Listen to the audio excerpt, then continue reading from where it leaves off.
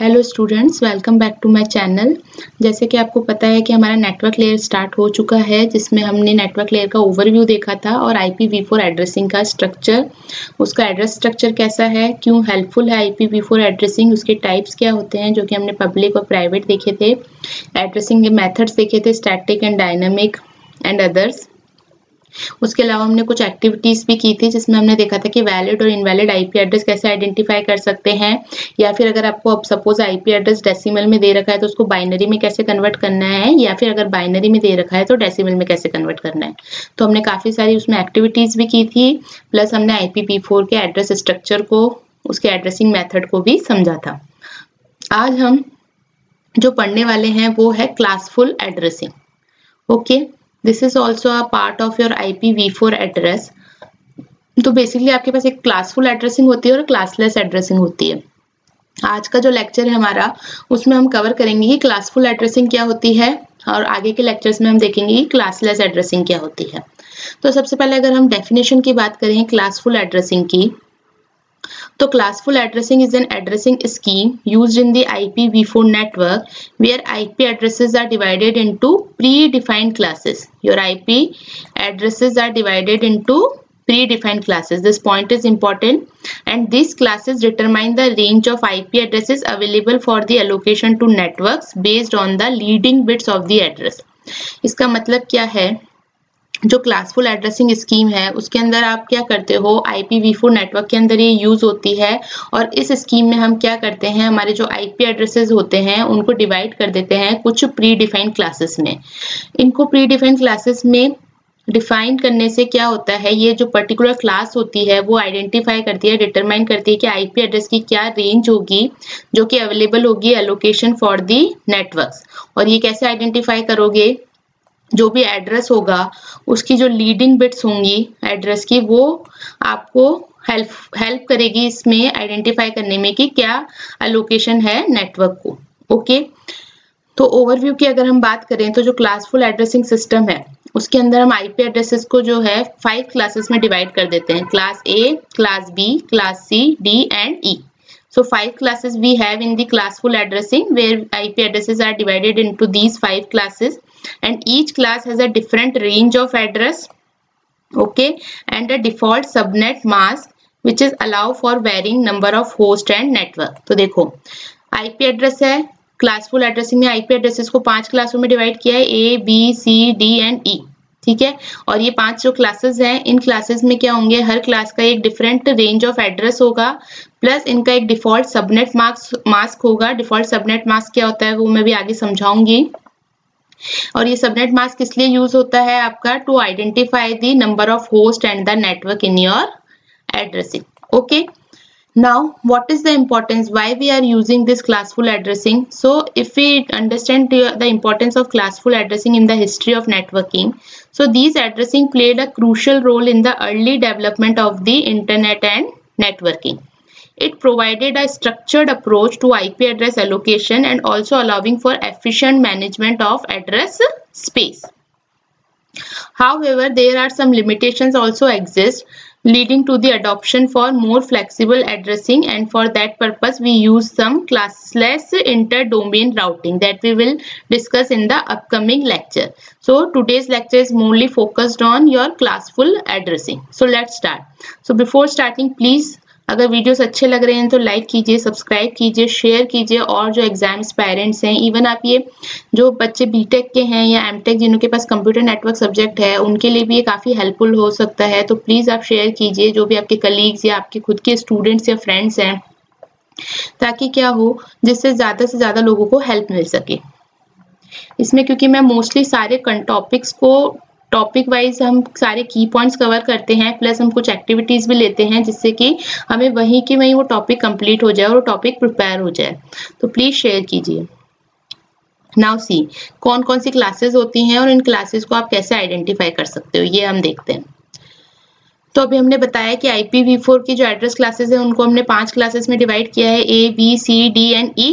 Okay, हर class की एक डिफरेंट IP रेंज होगी और एक डिफॉल्ट सबनेट मास्क होगा। सबनेट मास्क इसलिए यूज होगा to identify the number of host and number of networks. Now these classes are distinguish, और ये क्लासेस को आप डिफरेंशिएट कैसे कर सकते हो कि कौन सी क्लास ए है या कौन सी क्लास बी है, based on the leading bits of the IP address. तो हमें पता है आईपी एड्रेस कितने कैसे हम रिप्रेजेंट करते हैं, 4 ऑक्टेट से रिप्रेजेंट करते हैं। अब आपको आइडेंटिफाई करना है कि जो भी पर्टिकुलर आईपी एड्रेस है कौन सी क्लास को बिलोंग करता है। तो उसके लिए जो फर्स्ट ऑक्टेट है उसकी जो लीडिंग बिट्स होंगी फ्रॉम लेफ्ट टू राइट, ठीक है, तो यहाँ से जो लीडिंग बिट्स होंगी उससे आप डिफरेंशिएट कर पाओगे, डिस्टिंग्विश कर पाओगे ऑल दी क्लासेस। अब वो कैसे कर पाएंगे वो हम देखते हैं। सबसे पहले ये टेबल देखो, क्लास ए जो है उसके लिए जो रेंज ऑफ एड्रेसेस होते हैं, जो रेंज ऑफ आईपी एड्रेसेस होंगे वो क्या होंगे, 0.0.0.0 टू 127.255.255, ठीक है। इसका जो सबनेट मास्क होता है 255.0.0.0 होता है, और इसको आप /8 के थ्रू भी रिप्रेजेंट कर सकते हो अगर CIDR नोटेशन में रिप्रेजेंट करना चाहते हो। अभी हालांकि इसको अभी थोड़ा सा आप इग्नोर कर दो, ये अभी आगे मैं समझाऊंगी तब समझ में आएगा। अभी सिर्फ हम रेंज ऑफ एड्रेसेस देख लेते हैं। क्लास बी जो है उसकी रेंज ऑफ एड्रेस होती है 128.0.0.0 टू 191.255.255.255। क्लास सी जो होता है उसके लिए यूज होता है 192.0.0 टू 223.255.255.255। क्लास डी जो होता है, this class is reserve for the multicast and the range for this is 224.0.0.0 to 239.255.255.255. and for class E, which is reserved for experimental use, we have the range of address is 240.0.0.0 to 255.255.255.255. अब बात है कि ये range हमें पता कैसे होगी, क्या हमें इन्हें रटना है? रटना बिल्कुल नहीं है, हम इसको समझेंगे। पहले तो आप ये देखो, अगर आप क्लास ए की रेंज देखो तो क्लास ए की रेंज क्या है, 0.0.0.0 टू 127.255.255.255। क्लास ए के खत्म होते ही जो नेक्स्ट एड्रेस आता है वो आपका क्या बन जाता है, क्लास बी का फर्स्ट आईपी एड्रेस। इसी तरीके से क्लास बी का जो लास्ट एड्रेस है उसके बाद जो नेक्स्ट एड्रेस आएगा 191.255.255.255 के बाद क्या आएगा, 192.0.0.0 आएगा। तो ये किसका फर्स्ट एड्रेस बन जाएगा, आपका क्लास सी का। इसी तरीके से क्लास सी के लास्ट एड्रेस के बाद जस्ट जो नेक्स्ट एड्रेस आता है वो आपका क्लास डी के लिए फर्स्ट एड्रेस बन जाएगा। 223.255.255.255 is the class C last address, और इसके बाद जस्ट नेक्स्ट एड्रेस कौन सा आएगा, 224 वाला, तो वो क्लास डी के लिए फर्स्ट एड्रेस बन जाएगा। क्लास ई जो है उसके लिए इस एड्रेस के बाद वाला लास्ट नेक्स्ट एड्रेस बन जाएगा 240.0.0.0, ये इसका हो जाएगा फर्स्ट एड्रेस। अब ठीक है, ये फर्स्ट एड्रेस तो समझ आ गया। अभी लास्ट एड्रेस कैसे आइडेंटिफाई करें, तो लास्ट एड्रेस को आइडेंटिफाई करने के लिए हम देखते हैं एक टेबल, ठीक है। सबनेट मास्क जो होता है ये ध्यान रखना डी और ई के लिए एप्लीकेबल नहीं होता है, सिर्फ सबनेट मास्किंग आप किस पे यूज करते हो, क्लास ए बी सी पे। और सबनेट मास्क किस लिए यूज होता है, आइडेंटिफाई करने के लिए कि कितने नंबर ऑफ होस्ट और नंबर ऑफ नेटवर्क बिट्स हैं आपके क्लासेस के अंदर। और बेसिकली जो सबनेट मास्क होता है वो कॉन्जिक्यूटिव वंस होते हैं फॉलोड बाय 0। इसका मतलब ऐसा नहीं कि सबनेट मास्क कभी ऐसे नहीं हो सकता जैसे 255.255.0, ऐसे क्यों नहीं हो सकते, क्योंकि सबनेट मास्क में कॉन्जिक्यूटिव वंस होते हैं देन फॉलोड बाय 0। बट इसमें क्या हो रहा है, फर्स्ट ऑक्टेट में तो कॉन्जिक्यूटिव वंस आ गए, फिर आपने 0 ला दिए, सेकंड ऑक्टेट में, फिर थर्ड ऑक्टेट में कॉन्जिक्यूटिव वंस आ गए, तो बीच में 0 आ गए ना, तो ये वैलिड सबनेट मास्क नहीं है। वैलिड सबनेट मास्क का मतलब है कि कंटिन्यूअसली 250, जैसे ये देखो फर्स्ट वाले में कंटिन्यूअसली 1 थे, फिर कंटिन्यूअसली 0 थे। सेकंड सबनेट मास्क में पहले कंटिन्यूअसली 1 थे 16 बिट्स तक, फिर 0 थे, बीच में कहीं 0 नहीं आ रहा है, ठीक है, तो इसको कहते हैं सबनेट मास्क। अब देखो हमने क्या बोला, हम क्लास को कैसे आइडेंटिफाई कर सकते हैं, हमारी जो लीडिंग बिट्स होंगी एड्रेस की उससे हम आइडेंटिफाई कर पाएंगे। तो क्लास ए के अंदर जो फर्स्ट ऑक्टेट होता है या जो फर्स्ट बाइट होता है उसकी जो फर्स्ट बिट होती है वो हमेशा 0 रहेगी क्लास ए के लिए, ठीक है, और इसकी रेंज कितनी होगी, 0 to 127। क्लास बी के लिए जो फर्स्ट 2 लीडिंग बिट्स है वो क्या रहेंगी, हमेशा 10, ठीक है। ये बिट्स जो होंगी क्लास बी के लिए कभी चेंज नहीं होंगी, ये वाली बिट जो है क्लास ए के लिए कभी चेंज नहीं होगी जो फर्स्ट बिट है। और क्लास बी की रेंज कितनी होगी आपकी, 128 to 191। Okay, next is class C. Class C के लिए जो फर्स्ट 3 बिट्स होंगी वो क्या होंगी, हमेशा 110, यानी 110 हमेशा फिक्स रहेंगे और उसके अलावा जो बिट्स हैं वो चेंज होंगे। और क्लास सी की जो रेंज होती है वो क्या होती है 192.223। ये भी आप खुद से ही निकाल लोगे कि कैसे निकला 0 से 127, 128 से 191। जब हम आगे वाली टेबल डिस्कस करेंगे तो ये आपको खुद से ही समझ आ जाएगा कि ये वैल्यूज कैसे निकल रही है। क्लास डी की जो रेंज होती है उसमें फर्स्ट 4 बिट्स आपकी फिक्स होती हैं 1110, उसके अलावा बिट्स जो होती हैं वो चेंज होती है। क्लास ई जो है उसके अंदर जो होती है वो होती है 111 और क्लास डी की रेंज कितनी हो जाती है 224 टू 239। क्लास ई जो है उसकी रेंज कितनी होती है 11111, मतलब 4 जो बिट्स हैं वो फिक्स रहेंगी और उसके अलावा बिट्स चेंज होंगे। ये बिट्स कभी भी चेंज नहीं होंगी क्लास ई के लिए, ये बिट्स क्लास डी के लिए कभी चेंज नहीं होंगी। इसी तरीके से सबकी एक प्री डिफाइंड लीडिंग बिट्स हैं जो कि आइडेंटिफाई करने के काम आती है क्लासेस को। क्लास ई की रेंज कितनी होगी 240 टू 255, दैट्स इट। 255 तो आपकी लास्ट रेंज होती है ना किसी भी ऑक्टेट की, ठीक है। तो 255 के बाद तो आपके आगे आ ही नहीं सकते, तो इनको इसलिए ऐसे 5 क्लासेस में डिवाइड कर दिया है। अब इसके अंदर मैंने कुछ ब्लॉक्स को हाईलाइट कर रखा है येलो से। यस, कुछ ब्लॉक्स जो हैं येलो से हाईलाइटेड हैं। उस ब्लॉक का मतलब क्या है, जो येलो से हाईलाइटेड हैं वो इनकी नेटवर्क बिट्स होती हैं। नेटवर्क बिट्स मींस जो कि सबनेट से रिप्रेजेंट होती है। अगर आप क्लास ए का सबनेट देखो तो क्या है 255.0.0, इसका मतलब जो फर्स्ट ऑक्टेट है वो किसको रिप्रेजेंट करता है, नेटवर्क को, और बाकी जो ऑक्टेट्स हैं वो किसको रिप्रेजेंट करते हैं, होस्ट को। इसलिए मैंने यहाँ पे एक ही ब्लॉक को येलो कर रखा है हाईलाइट, क्योंकि ये किसको रिप्रेजेंट करेगा, नेटवर्क को, ठीक है, जबकि बाकी बिट्स जो हैं वो रिप्रेजेंट करेंगे होस्ट को। क्लास बी का सबनेट मास्क क्या है 255.255.0.0। जो कॉन्जिक्यूटिव वंस आते हैं वो सबनेट मास्क को रिप्रेजेंट करते हैं, तो इसके अंदर कॉन्जिक्यूटिव वंस 2 ऑक्टेट्स में है, यानी कि जो फर्स्ट 2 ऑक्टेट्स हैं किसको रिप्रेजेंट करेंगे, नेटवर्क को, और लास्ट के जो 2 ऑक्टेट्स हैं किसको रिप्रेजेंट करेंगे, होस्ट को। इसलिए क्लास बी के अंदर मैंने दोनों को येलो हाईलाइट किया है। तो ये दोनों किसको रिप्रेजेंट करेंगे, नेटवर्क को, नेटवर्क बिट्स को, और लास्ट के 2 ऑक्टेट्स जो है वो किसको रिप्रेजेंट करेंगे, होस्ट बिट को। क्लास सी का सबनेट मास्क देखो तो क्या आएगा 255.255.255। कॉन्जिक्यूटिव वंस कितने ऑक्टेट्स में है, 3 ऑक्टेट्स में, 1, 2 एंड 3, यानी कि 3 जो ये बॉक्सेस हैं ये किसको रिप्रेजेंट करेंगे, नेटवर्क बिट्स को, और लास्ट वाला किसको रिप्रेजेंट करेगा, होस्ट बिट को, ठीक है। इस तरीके से बनती है सबनेटिंग। अब सबनेटिंग में मैंने यहाँ पे दे रखा है कि CIDR नोशन में कैसे यूज होता है।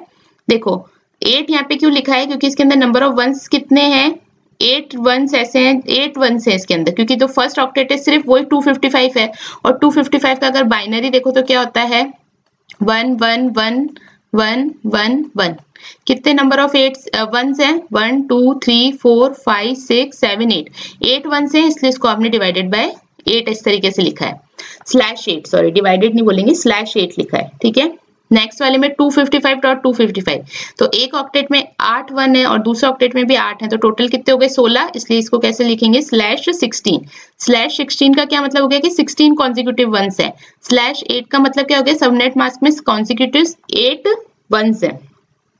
इसके अंदर कितने ऑक्टेट्स में 1 है 255.255.255, मतलब 3 ऑक्टेट्स में, और एक ऑक्टेट में अगर 8 वंस है तो 3 ऑक्टेट्स में कितने हो जाएंगे, 8 × 3 24, तो /24 means 24 consecutive ones are available in the subnet mask. और जो कॉन्जिक्यूटिव वंस वाले ऑक्टेट होते हैं वो रिप्रेजेंट करते हैं नेटवर्क बिट को, और जो 0 वाले होते हैं वो रिप्रेजेंट करते हैं होस्ट बिट को। क्लास डी और क्लास ई में मैंने यहाँ पे क्यों नहीं बताए हैं नेटवर्क बिट्स और होस्ट बिट्स, क्योंकि क्लास डी और क्लास ई के अंदर सबनेट मास्क अवेलेबल नहीं होता, तो हमें सिर्फ सबनेटिंग किसकी करनी है, क्लास ए, क्लास बी और क्लास सी की। अब देखो इसके लिए और इसको थोड़ा सा हेल्पफुल और इजी समझाने के लिए मैंने इसकी पूरी टेबल ही यहाँ पे बना दी है, जिससे आपको पता चलेगा कि ये वाली रेंज कैसे आई। अभी ये रेंज मैंने यहाँ लिख रखी थी ना, ये रेंज कैसे आई देखते हैं। देखो क्लास ए से स्टार्ट करते हैं, एक मैं समझाऊंगी आपको, बाकी अपने आप ही समझ में आ जाएंगे, ठीक है, just wait. Okay, let's start with class A. Class A में हमने क्या बोला, जो फर्स्ट ऑक्टेट बिट है, फर्स्ट ऑक्टेट बिट से आपकी आइडेंटिफाई हो रही है सारी क्लासेस। जो क्लास ए को अगर आइडेंटिफाई करना है तो क्लास ए के फर्स्ट ऑक्टेट बिट में मैंने यहाँ पे 0 से बताया है, यानी कि क्लास ए के अंदर जो फर्स्ट लीडिंग बिट होती है वो 0 होती है। ये फिक्स्ड होती है। तो देखो जो बिट्स ब्लू कलर के अंदर शोन है वो चेंज नहीं होगी क्लासेस के लिए, ठीक है। उसके अलावा जो बिट्स हैं वो चेंज हो सकती हैं।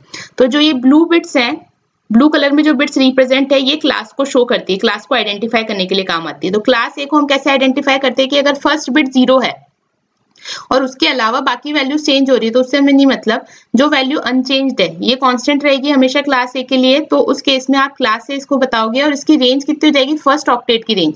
ये जो रेंज बताई है ना यहाँ पे, फर्स्ट ऑक्टेट की रेंज है ये।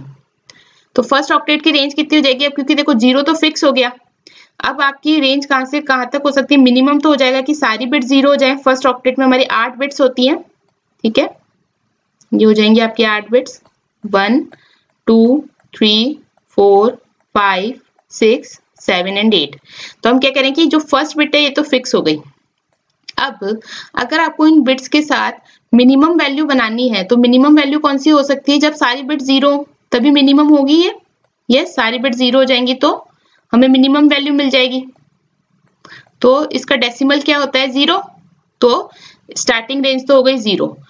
और इससे आप मैक्सिमम वैल्यूज कितनी बना सकते हो, अगर मैक्सिमम वैल्यूज की बात करें तो यहाँ पे क्योंकि फर्स्ट बिट तो अभी भी फिक्स ही रहेगी, उसको चेंज नहीं करना मैक्सिमम के केस में भी, ठीक है। तो फर्स्ट बिट तो आपकी क्या रहेगी, 0। उसके अलावा कितनी बिट्स बच गई, 2 3 4 5 6 7 एंड 8। अब मिनिमम वैल्यू तो हमारी 0 बन गई, मैक्सिमम वैल्यू कितनी बना सकते हैं इससे, अगर मैं सारी वैल्यूज को 1 रख दूं। ऑब्वियसली बाइनरी में सिर्फ 0 और 1 ही होते हैं, तो अगर मैं सारी वैल्यूज को 1 रख दूं तो मेरे को मैक्सिमम वैल्यू मिल जाएगी। और अगर इस बाइनरी का आप डेसिमल में कन्वर्शन करोगे तो आपको कौन सा डेसिमल मिलेगा, 127। That's why your class A first octet range is 0 to 127। Okay, अब देखो next class B. Class B के लिए हम क्या कह रहे हैं कि first 2 bits are fixed, means 1 and 0 are fixed, ठीक है। तो अब इसके लिए देखते हैं, ये मैंने आपको डेसिमल टू बाइनरी और बाइनरी टू डेसिमल सिखाया था इससे पहले वाले लेक्चर में। अगर ये इसमें किसी को प्रॉब्लम आ रही है तो पहले प्लीज वो लेक्चर देखिए। अब देखो क्लास बी के लिए हम मिनिमम और मैक्सिमम एड्रेस निकालते हैं। मिनिमम देखते हैं सबसे पहले, फर्स्ट ऑक्टेट में बिट्स तो 8 ही होंगी, तो 1 2 3 4 5 6 7 एंड 8। ओके, क्लास बी को आइडेंटिफाई करने के लिए फर्स्ट 2 बिट्स फिक्स्ड हो गई, 1 और 0 अगर होगा तो क्लास बी होगा। ये बिट्स जो होंगी ब्लू में जो रिप्रेजेंटेड है चेंज नहीं होंगी, तो 1 0 हो गया। उसके बाद मिनिमम वैल्यू क्या बन सकती है, अगर मैं सारी वैल्यूज को 0 रख दूं, ठीक है। अगर इसका आप इस बाइनरी का डेसिमल में कन्वर्ट करोगे तो कितना आएगा, 128। ये आप करके देख लेना, मैंने समझाया था कैसे कर सकते हैं। 2 पावर्स इसको 0 से लेके 2 पावर 7 तक अरेंज कर दो, तो क्योंकि 2 पावर 7 होता है 128 और 128 वाली बिट पे ही सिर्फ 1 है, दैट्स व्हाई दिस इज 128। और अगर मैक्सिमम की बात करेंगे तो फिर वापस से आप बनाओ।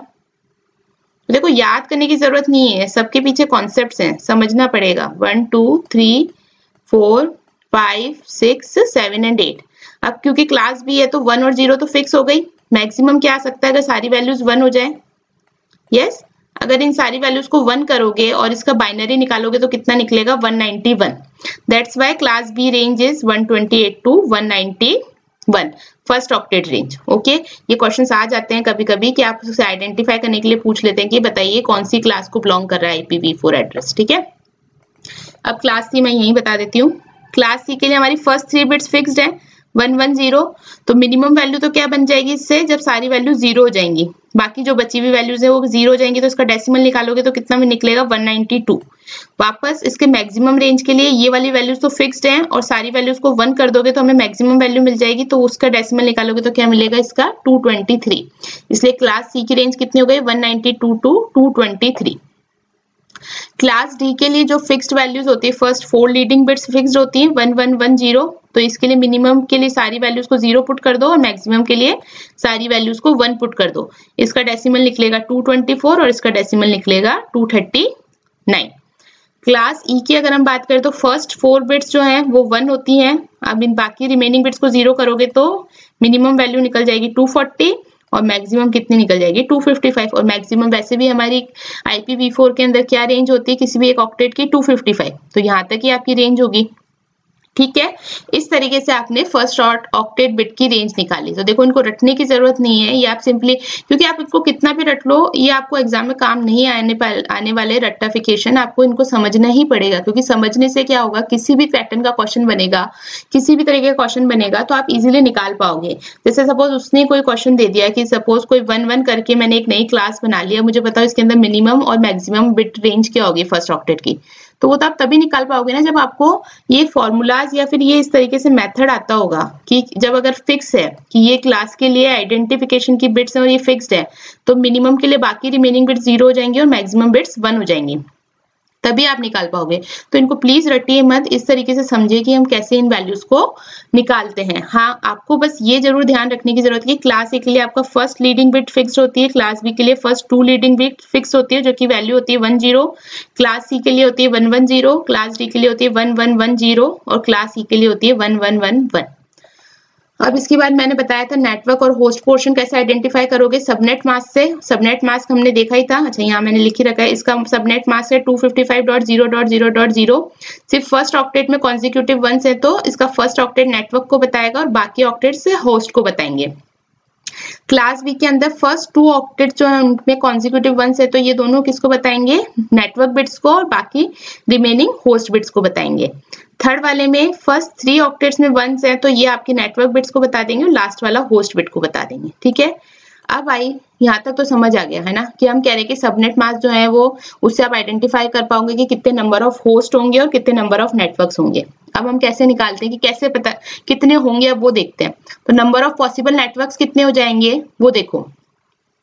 नेटवर्क्स के लिए हम कितने ऑक्टेट्स यूज कर रहे हैं, सिर्फ एक ऑक्टेट, और एक ऑक्टेट में हमारी वैल्यूज कहां से कहां तक होती है, 8 बिट्स होती हैं। और 8 बिट्स हम कैसे रिप्रेजेंट करते हैं, 0 से लेके 7 तक की बिट्स होती हैं। तो मैक्सिमम वैल्यूज से कितनी बन जाएगी, 2 पावर 7, ओके, विच इज 128। वैसे तो देखो 8 बिट्स होती हैं लेकिन यहाँ पे 2 पावर 7 लेंगे। 2 पावर 7 क्यों ले रहे हैं, क्योंकि एक बिट तो आपने फिक्स ही कर दी ना, ठीक है, इसलिए आप इसमें क्या लोगे, 2 पावर 7। 8 बिट्स होती तो वैसे आप 2 पावर 8 लेते हैं, लेकिन यार 2 पावर 8 क्यों नहीं लेंगे, क्योंकि हमने एक बिट तो फिक्स कर रखी है तो इस बिट को हम कंसिडर नहीं करेंगे। तो उसके अलावा रिमेनिंग कितनी बिट्स बची, 7, तो 7 से आप कैसे रिप्रेजेंट कर सकते हो, 2 पावर 7। क्लास बी है उसके अंदर कितनी बिट्स फिक्स्ड है, 2 बिट्स फिक्स्ड है, 1 और 0, ठीक है।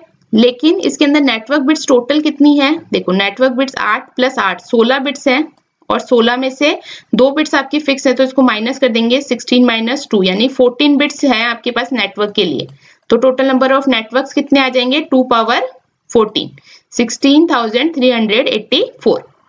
क्लास सी की अगर बात करें तो कितने total number of network bits हैं, 8 + 8 + 8 दैट इज 24, ओके 24। और 24 में से कितनी बिट्स फिक्स्ड हैं, 3 bits for the identification of class. तो 24 - 3 विच इज 21, यानी 21 बिट्स अवेलेबल है नेटवर्क के लिए। तो टोटल नंबर ऑफ नेटवर्क्स कितने हो जाएंगे, 2 पावर 21, ओके। अब है नंबर ऑफ होस्ट कैसे निकालोगे, तो देखो फर्स्ट वाले क्लास ए के लिए नंबर ऑफ होस्ट बिट्स कितनी है, 24, 8 + 8 + 8 इज 24। तो नंबर ऑफ होस्ट कितने हो जाएंगे, 2 पावर 24 - 2। ये -2 इसलिए यूज किया है क्योंकि हर नेटवर्क के अंदर जो फर्स्ट और लास्ट बिट है, तो फर्स्ट बिट आपके आइडेंटिफिकेशन के लिए और लास्ट बिट आपकी ब्रॉडकास्टिंग के लिए यूज होती है। वो क्या होता है वो मैं आपको आगे समझाऊंगी, अभी के लिए बस आप समझ लीजिए यहाँ पे -2 इसलिए कर रहे हैं क्योंकि फर्स्ट बिट आपकी आइडेंटिफिकेशन के लिए और लास्ट बिट आपकी ब्रॉडकास्टिंग के लिए यूज होती है, इसलिए नंबर ऑफ होस्ट में से आप -2 कर रहे हैं, ठीक है। अब क्लास बी के अंदर total number of host bits कितनी है, 8 + 8 16, तो 2 पावर 16 - 2। अब ये बात ध्यान रखना बच्चों, जब हम नंबर ऑफ पॉसिबल नेटवर्क्स कर रहे हैं तो इसके अंदर हम पावर में से माइनस कर रहे थे, यहाँ पे 8 - 1 कर रहे थे, यहाँ पे हम 16 - 1 कर रहे थे, यहाँ पावर में से माइनस नहीं हो रहा। यहाँ जैसे 2 पावर 24 आप कैलकुलेट करोगे और फिर जो भी वैल्यू आएगी उसमें से 2 माइनस हो रहा है, जबकि यहाँ पे क्या हो रहा था, 2 पावर जैसे नेटवर्क बिट्स कितनी थी, 16, तो 16 - 2 यानी पावर में माइनस हो रहा था, जबकि इसके अंदर पावर में माइनस नहीं हो रहा है। इसके अंदर क्या करो, पहले आप 2 पावर 16 कैलकुलेट कर रहे हो, फिर जो भी वैल्यू आएगी उसमें से -2 कर रहे हो, यानी 65,536 वैल्यू आएगी, उसमें से आपने 2 माइनस किया तो 65,534 आ रही है। ये ध्यान रखना, इसमें भी कई बार बच्चे गलती कर देते हैं। नेक्स्ट है इसके अंदर हम देखें नंबर ऑफ पॉसिबल नेटवर्क्स हमने निकाले थे, नंबर ऑफ होस्ट कितने निकलेंगे, क्योंकि एक ही ऑक्टेट है जो कि नंबर ऑफ होस्ट बिट्स को बता रहा है। इसके अंदर 8 बिट्स होती हैं, तो 2 पावर 8 कितना होता है 256, और उसमें से 2 बिट्स माइनस कर देंगे आइडेंटिफिकेशन वाली और ब्रॉडकास्ट वाली, तो कितने आ गए 254। क्लास डी और क्लास सी के लिए ये वैल्यूज एप्लीकेबल नहीं होती, क्योंकि क्लास डी आपकी यूज होती है फॉर मल्टीकास्टिंग और क्लास सी यूज होती है आपकी for experimental use. Okay, now there is activity time, find the class of the following dotted decimal. यहाँ पे मैंने कुछ आपको आईपी एड्रेसेस दे रखे हैं और आपको इन एड्रेसेस के बेसिस पे क्लास आइडेंटिफाई करनी है। तो क्लास आइडेंटिफाई करने के लिए मुझे फर्स्ट ऑक्टेट को देखना पड़ेगा। फर्स्ट ऑक्टेट का मुझे बाइनरी चाहिए होगा और उस बाइनरी से मैं निकाल पाऊंगी इनकी क्लासेस। बट अभी मैं ऑलरेडी इतना एक्सप्लेन कर चुकी हूँ, तो आई होप आपको वैसे ही पता चल गया होगा। 192 वाली रेंज किस में आएगी, 10 किस में आएगी, 172 किस में आएगी और 230 किस में आएगी। तो प्लीज वीडियो को पॉज करके एक बार आइडेंटिफाई करने की कोशिश कीजिए। ओके, आई होप आप लोगों ने कर लिया होगा। ठीक है, फिर भी आपके हिंट के लिए मैंने यहाँ पे लिख रखा है। तो देखो 192 फर्स्ट ऑक्टेट है 192, तो क्लास सी को अगर आप देखें तो क्लास सी के अंदर आपकी रेंज है 192 से 223, इसलिए 192 वाला आईपी एड्रेस किस में आ जाएगा क्लास सी में। फर्स्ट ऑक्टेट को देखेंगे, फर्स्ट ऑक्टेट है सेकंड आईपी एड्रेस के लिए 10 कौन सी रेंज में आ रहा है, क्लास ए की रेंज में आ रहा है, 0 से 127 के बीच में आएगा 10, तो ये कौन सी क्लास हो गई ए। नेक्स्ट है 172 अगर आप देखो तो किस कौन सी रेंज में आ रहा है, 128 से 191 की रेंज में आएगा, तो ये कौन सी क्लास हो जाएगी आपकी बी। और आईपी एड्रेस है आपका 230 है फर्स्ट ऑक्टेट में, 230 कौन सी रेंज में आएगा, 224 से 239 की रेंज में, यानी कि क्लास डी, तो ये आपकी हो जाएगी क्लास डी। इस तरीके से आप आइडेंटिफाई कर सकते हैं कि कौन सी क्लासेस हैं आपकी। ठीक है, सबनेट का मैंने पर्पस आपको बता ही दिया किस लिए यूज होता है। उसके अलावा भी काफी सारे इसके यूजेस हैं, जैसे कि एक तो आइडेंटिफाई करता है नेटवर्क पोर्शन को, so it will determine which bits in the IP address network represent the network ID and which represent the host ID, ये मैंने अभी समझाया ही है। इसके अलावा it will routing the packets within a network, so router uses the subnet mask to determine whether a destination IP address is on the same subnet or a different network. Addressing and subnetting, subnet mask allows for the creation of smaller more manageable subnetworks within a large network infrastructure। ये हम जब इसके numerical solve करेंगे तब मैं आपको बताऊंगी कि ये कैसे यूज होती है ये वाला point. Next is it will controlling the broadcast traffic. How subnetting helps reduce the broadcast traffic by dividing your network into a smaller segment, so limited the scope of broadcast. Next is enhancing the network security. It will enable the isolation of different parts of a network and allowing for more granular control over the access and security policy. Okay, so okay, now activity time. C. Okay no, right now it's not activity time, इसके बाद मैं आपको बताऊंगी activity क्या है। Subnet mask मैंने आपको बता ही दिए, ए के लिए होता है ये, बी के लिए दिस वन, सी के लिए दिस वन। अगर CIDR नोटेशन या स्लैश नोटेशन भी बोलते हैं इसके लिए यूज करेंगे तो ये होगा कॉन्जिक्यूटिव वंस फॉलोड बाय 0। ये ऑलरेडी मैं एक्सप्लेन कर चुकी हूँ। ठीक है, तो ये वाला इसका नेटवर्क होता है, क्लास ए के अंदर ये नेटवर्क होता है, क्लास बी के अंदर this 2 octets are networks bits, और क्लास सी के अंदर these 3 octets are the network bits and remaining are the host bits. ठीक है, तो सबनेट मास्क जो होता है बेसिकली अगर आपको कोई आईपी एड्रेस दे रखा है और सबनेट मास्क दे रखा है, the image is little bit blurry, sorry for that.